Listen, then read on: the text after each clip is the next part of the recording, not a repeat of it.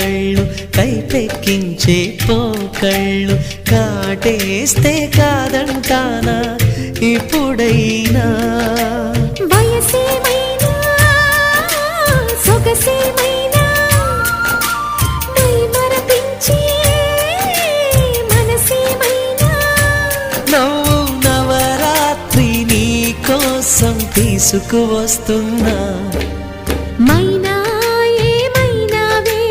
మన్మథ మాసం అయినా ఎంతైనా